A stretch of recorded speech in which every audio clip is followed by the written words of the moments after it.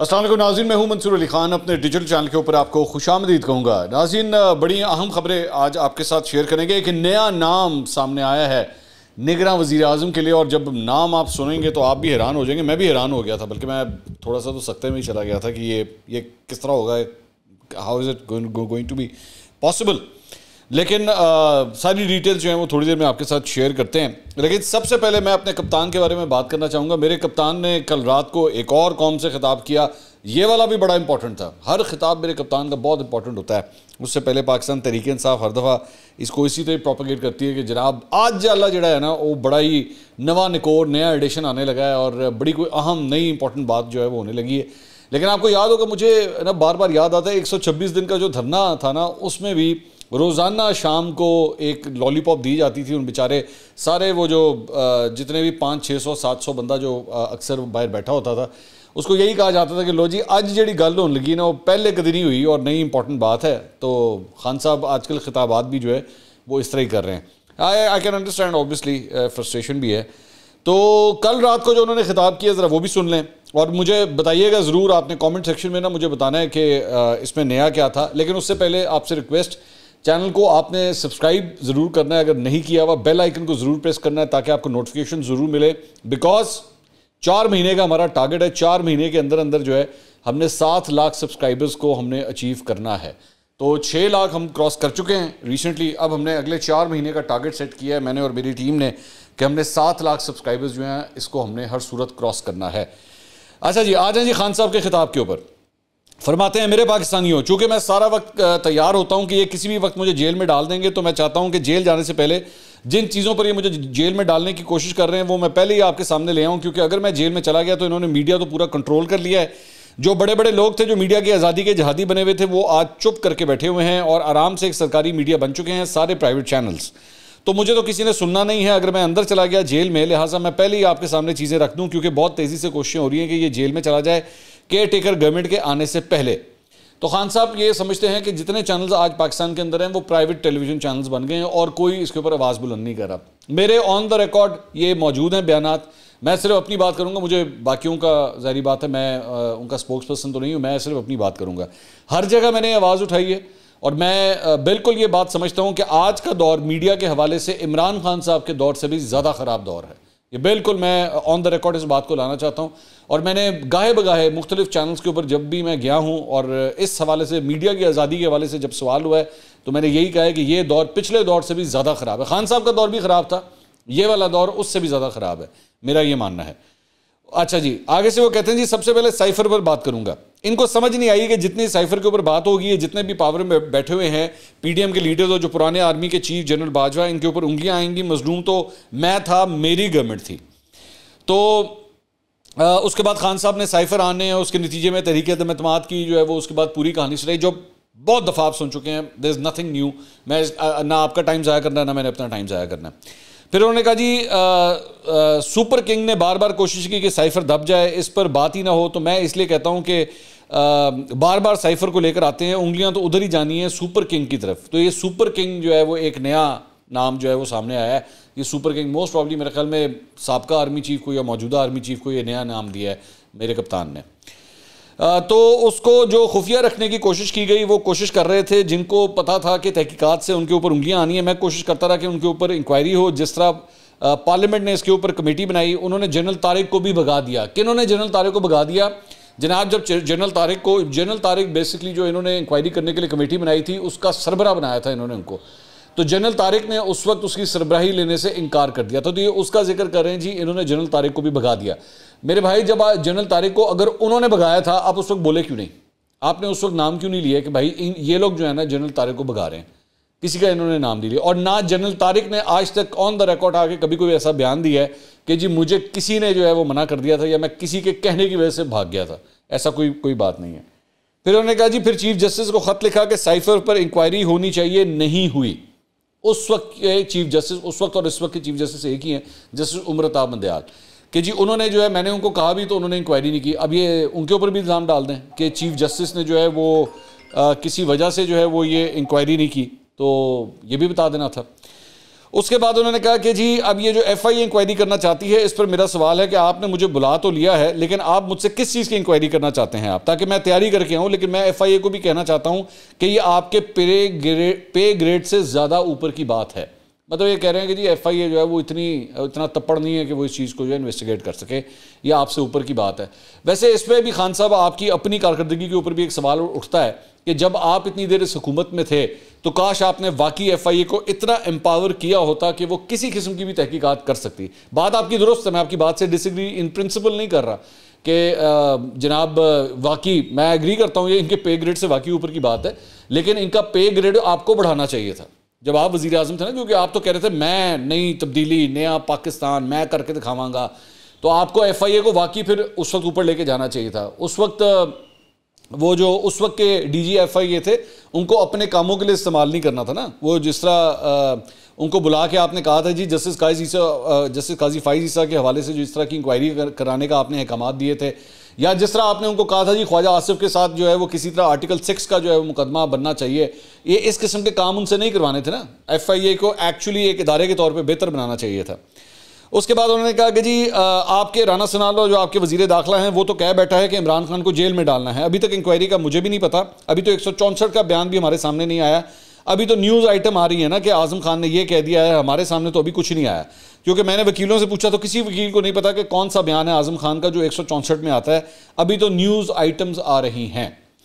अच्छा चलें, मैं 1 मिनट के लिए 164 का बयान अगर आपके सामने अभी तक नहीं आया तो आज़म खान तो आ गया ना अब सामने, मतलब इसमें तो कोई अब डाउट नहीं है। आज़म खान जो है ख़ुद नैब के सामने पेश हुए, वो एक और केस के अंदर पेश हुए, वो जो 458 कनाल वाली ज़मीन है अलकादर वाली, ये उसके अंदर 190 मिलियन पाउंड वाला मामला जो है ये उसके अंदर वहाँ पे पेश हुए हैं। तो अब ये भी नहीं रहा कि जी आज़म खान जो है वो अब तक किसी के सामने नहीं आए। उसके बाद उन्होंने कहा मैं तो चाहता हूँ कि सही माने में साइफर पर इंक्वायरी हो और अल्लाह करे इसमें से ही कोई चीज़ निकल आए, लेकिन FIA ये नहीं कर सकती क्योंकि वो तो कंट्रोल्ड है उन्हीं लोगों से जिन्होंने इससे फ़ायदा उठाया था। बिल्कुल आपके वाले केस है, फिर बिल्कुल आपके वाले केस है। 2 और मेरे ऊपर नैब के केसेस हैं, एक है अलकादिर। तो उसके बाद इन्होंने अलकादिर यूनिवर्सिटी की जो है वो तारीफ़ें करवाई, और मुझे अच्छी तरह याद है इनके अपने दौर के अंदर ना इनके अपने जो लौंडे लपाड़े एंकर थे उनसे जाके इन्होंने अलकादिर यूनिवर्सिटी के उनके राउंड शाउंड लगवा के ना पूरे प्रोग्राम करवाए थे उस वक्त। ये बड़ी इंटरेस्टिंग बात है, आप कभी इसको ज़रा सर्च कीजिएगा कि किन किन को भेजा गया था कि जाओ ज़रा अलकादिर का एक PR टूर तक करके आओ ना। उसके अंदर ख़वातीन भी चंद एंकर्स शामिल थी। तो और कहा कि मुझे इसमें कहाँ से फ़ायदा हुआ है। तो असल बात फिर उसके बाद इन्होंने कहा अगर फाइनेंशियल फ़ायदे का पूछना है तो ये देखें, मलिक रियाज ने बिलावल हाउस बनाया है यहाँ लाहौर के अंदर, देखें कितने अरबों रुपए का बना है। तो ये खान साहब ने एतराज़ किया कि जी ये देखें ना, मलिक रियाज ने वहाँ पे बिलावल हाउस नहीं बना के दिया।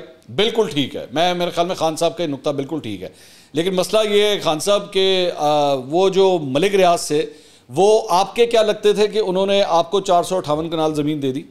ये भी तो सवाल है ना। फिर अगर तो आप ये बात कहते हैं कि जी 458 कनाल ज़मीन मैंने उससे लिए, तुसी बिलावल हाउस का भी जड़ा ना इन्वेस्टिगेशन करो, ये आपकी बात बिल्कुल दुरुस्त है, मैं आपकी बात से एग्री करता हूँ। लेकिन फिर जब आप इधर जाते हैं ना तो फिर आपको फिर 458 का भी जवाब देना पड़ेगा कि आपको किस चक्कर में 400, मतलब मलिक रियाज ने ताड़े होते किन्ना को प्यार आ गया कि उसने आपको 458 कनाल ज़मीन दे दी। ठीक है, तो एक जगह 458 कनाल ज़मीन और एक जगह 190 मिलियन पाउंड का मामला, एंज करके जो आपस में मिलते हैं ना खान साहब, तो फिर उसके ऊपर आपके कपड़ों के ऊपर कीचड़ उछल जाता है। मसला ये है, फिर आपके ऊपर बड़े सवेर किस्म के इल्ज़ाम आ जाते हैं। मसला सारा ये है। उन्होंने कहा कि जी वो और दूसरी बात, एक और इम्पॉर्टेंट बात कि अगर आपको मलिक रियाज के बिलावल हाउस बनाने के ऊपर इतना एतराज़ था तो जनाब आप हुकूमत में थे, आपने क्यों नहीं एक्शन लिया मलिक रियाज के खिलाफ? आज आपको मलिक रियाज के बिलावल हाउस बनाने के ऊपर प्रॉब्लम है, तो आप जब प्राइम मिनिस्टर थे आपने क्यों नहीं एक्शन लिया मलिक रियाज से? ओहो सॉरी, 5 कैरेट हीरे की अंगूठी भी तो लेनी थी, 458 कनाल ज़मीन का भी तो मामला था, तो किस तरह से मलिक रियाज के खिलाफ एक्शन लेंदा है ना, ये भी तो बात है। उन्होंने कहा मैं वो लंदन के अंदर देख लें, वो जो मलिक रियाज का 190 मिलियन पाउंड आया जो आज सुप्रीम कोर्ट में पड़ा हुआ है, उसमें से 50 मिलियन पाउंड उन्होंने घर ख़रीदा है लंदन में हसन शरीफ से, नवाज शरीफ के बेटे से। ये पूछें 18 अरब रुपया नवाज शरीफ के बेटे के पास पैसा किधर से आया घर खरीदने के लिए? क्या इसके लिए भाग गए थे बाहर? नैब ने जब बुलाया तो दोनों बेटे बाहर भाग गए थे कि हम पाकिस्तान के शहरी नहीं हैं, और पैसा भी आ गया है पाकिस्तान। अगर आपको लगता है कि गलत मत में आ गया है तो आप कहें सुप्रीम कोर्ट को कि उधर ट्रांसफ़र कर दें, लेकिन ये साबित करना पड़ेगा कि क्या ये पैसा मनी लॉन्ड्रिंग का था या नहीं, और वो पाकिस्तानी गवर्नमेंट को बरतानिया में साबित करना पड़ेगा। तो पैसा हमने मंगवा लिया, पैसा उधर पड़ा है, तो इसमें चोरी किधर है? ये है अलकादर।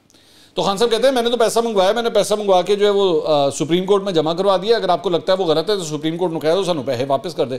खान साहब पैसा तो जो वाइट कॉलर क्राइम होता है ना वो तो फिर पकड़ा ही जाता है, वो तो ट्रेस तो हो जाता है, लेकिन इसका मतलब ये नहीं है कि क्राइम धुल गया है, वो जुर्म धुल गया है। अगर वो जुर्म हुआ है तो मुजरिमों को सजा भी मिलती है, पैसा तो रिकवर हो ही जाता है। मिसाल के तौर पर एक डकैती होती है, अगर एक डकैती होती है उसमें किसी के घर के ऊपर वहाँ से गाड़ी, जेवर, मोबाइल फ़ोन, कैश, ये सारा कुछ चोरी हो जाता है, तो हो सकता है महीने के बाद जो है ये सारी चीज़ें रिकवर हो जाएं। लेकिन इसका मतलब ये नहीं होता कि जो डकैत है उसको जो जाने दिया जाए। डकैत जो होता है ना वो फिर पकड़ा जाता है गिरबान से। तो ये तो नहीं हो सकता कि आप सिर्फ इतनी सी बात कह के कह दें भाईजान वो सुप्रीम कोर्ट में पैसा जमा हो गया। असल मद में ये है कि सुप्रीम कोर्ट में पैसा उसके लिए क्यों जमा हुआ है। असल सवाल ये है कि अगर वो क्राइम का पैसा था, क्राइम की प्रोसीड्स थी, तो फिर वो पैसा सुप्रीम कोर्ट में नहीं जा सकता, वो गवर्नमेंट ऑफ पाकिस्तान के खाते में आना चाहिए था। लेकिन वो गया है उसके जुर्माने के चक्कर में कि अच्छा जी वो जरा तुसी मलिक रियाज जो जुर्माना कितना ना ए ओदे च पा दो। ये फ़र्क है, इस चीज़ का फ़र्क है। तो दोनों चीज़ों में फ़र्क है। उन्होंने कहा कि उसका दूसरा है फिर तोशाखाना। उसके बाद उन्होंने वही पूरे तोशाखाना की दोबारा वही सारी एक स्टोरी सुनाई कि पहले इतने फ़ीसद था, फिर मैं आया, मैंने इतने फ़ीसद कर दिया, सबको तोहफ़ मिलते हैं, तखमीना लगवाया जाता है, मैंने भी वही किया, ब्ला ब्ला ब्ला। और उस पर फिर उन्होंने कहा जी इस पर जज साहब बहुत तेज़ी से ट्रायल चला रहे हैं, वो सब्जुडिस है, मैं इस पर बात नहीं करूँगा, लेकिन मैं ये ज़रूर चाहूँगा कि फ्री एंड फेयर ट्रायल मिले, मौक़िफ़ मिले मौक़िफ़ रखने का, मौका मिले मौक़िफ़ रखने का, और मैं ये साबित करूँगा कि मैंने इसमें कोई भी चीज़ गैर कानूनी नहीं की है। अब मैं नैब चेयरमैन से आपकी वजह से मुझे उठाया गया, आप भी एक वजह थे, और भी जिसने भी हुक्म दिया गैर कानूनी और गैर आइनी तौर पर मुझे 9 मई को जिस तरह जलील करके उठाया गया था, इसमें आपका भी हाथ था। मैं तो नैब के केसेस का सामना करूंगा, ये यकीन दिलाता हूं कि मुल्क से नहीं भागूंगा, लेकिन मैं आपसे सवाल करता हूं कि आपका ज़मीर जागता नहीं है। सो नैब चेयरमैन से पूछ रहे हैं कि जनाब आपका ज़मीर नहीं जाग रहा, क्यों है, सुता है, उठाओ उन्होंने। जब आपको पता है कि तोशाखाना में चोरी हुई है और वो केस नैब में भी पड़ा हुआ था, लेकिन आपने बंद कर दिया। अवाम के लिए मैं बताना चाहता हूं कि वो चोरी क्या थी। तोशाखाना का कानून है कि अगर कोई आपको गाड़ी गिफ्ट करे तो वो आप तोशाखाना से नहीं ले सकते। मैं नैब के मौजूदा चेयरमैन का ज़मीर जगाने की कोशिश कर रहा हूं। ये बेसिकली जिन गाड़ियों का जिक्र कर रहे हैं ना, ये आसिफ अली जरदारी साहब और नवाज शरीफ साहब को जो गाड़ियाँ दी गई थी, ये उसका जिक्र कर रहे हैं। यूसुफ रज़ा गिलानी साहब वज़ीर आज़म थे, 2008 की बात है, 2008-2009 की बात है, बिल्कुल नए नए पाकिस्तान पीपल्स पार्टी का जो है वो दौर शुरू हुआ था, ये उसकी बात कर रहे हैं। और उसके अंदर बेसिकली एक कानूनी तब्दीली की गई थी और उसके तहत ये गाड़ियाँ जो है वहाँ पे गई थी। और अगर तो ये गैर कानूनी है, मैं दोबारा कह रहा हूँ, और यही वही सवाल है जो मैंने मरीम नवाज से किया था, ये बेसिकली उसका जिक्र कर रहे हैं। तो मैं उसके ऊपर भी यही कहूँगा कि अगर वो गैर कानूनी था और इसका भी जो है वो कानूनी तौर पे चेक किया जाना चाहिए, तो नवाज शरीफ और आसिफ अली जरदारी और यूसुफ रज़ा गिलानी, उनके अगेंस्ट भी उसी तरह एक्शन होना चाहिए। जिस तरह इमरान खान के खिलाफ हो रहा है तो उनके अगेंस्ट भी बिल्कुल ऐसा ही एक्शन होना चाहिए। उसके बाद इन्होंने कहा कि जी क्या कहते हैं, कौन है जिस पर 2 दफ़ा कातिलाना हमले होते हैं और फिर भी लगा रहता है, क्योंकि मैं इसको सियासत नहीं समझता, इबादत समझता हूँ, इसलिए कौम से कहता हूँ कि हकीकी आज़ादी में आपका मुस्तकबिल है। ये निज़ाम अगर चलता रहा, पाकिस्तान छोड़े किसी मुल्क का कोई मुस्तकबिल नहीं है, पाकिस्तान जिंदाबाद। तो ये खान साहब का जो है वो कल रात का खिताब था एक। अच्छा जी, इसके अलावा कोयटा में कत्ल होने वाले वकील अब्दुल रज़ाक शर के मुकदमे में इमरान खान की नामजदगी के खिलाफ केस में सुप्रीम कोर्ट का बेंच दूसरी बार तब्दील हो गया है और इनकी दरख्वास्त पे पहले जो है वो समाअत करने के लिए तश्कील किया था पहला बेंच जो बना था वो बहाल कर दिया गया था। इमरान खान साहब के खिलाफ जो है वो 3 रुकनी बेंच इस केस की समाअत कर रहा है। जस्टिस मुसरत हलाली जो है वो अब दोबारा इस बेंच का हिस्सा होंगी। पहले उनको हटा दिया गया था लेकिन अब उनको दोबारा बना दिया गया। पहले इमरान खान साहब ने दरख्वास्त की थी उस बेंच के ऊपर, तो वो बेंच तब्दील कर दिया गया था, लेकिन अब दोबारा वो बेंच जो है दोबारा बहाल हो गया। और इससे पहले जस्टिस मुसरत हलाली की जगह जस्टिस मोहम्मद अली मजहर को जो है इस बेंच में शामिल किया गया था। So now we are back to square one.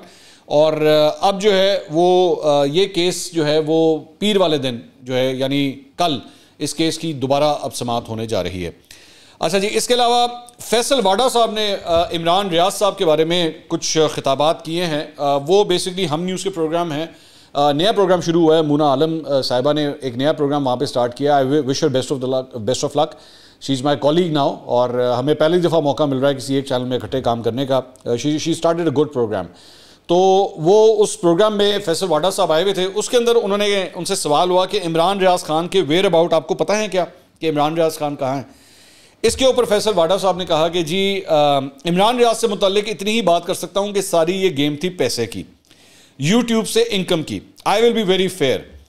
तो इमरान रियाज के ऊपर जो तनकीद होती है चंद लोगों की जानिब से, वो इस बात की होती है कि जी ये बेसिकली इतना ज़्यादा जो पीटीआई या प्रो इमरान खान जो नैरेटिव लेते थे उसकी वजह ये थी कि इससे व्यूज़ बहुत ज़्यादा आते थे। जावेद चौधरी साहब भी एक दफ़ा इसके ऊपर व्लॉग कर चुके हैं मेरे ख्याल में, तो उन्होंने भी कुछ इसका ही जिक्र किया कि असल चक्कर ये पैसे का था जिसकी वजह से जो है वो इमरान खान साहब को इतना सपोर्ट करते थे।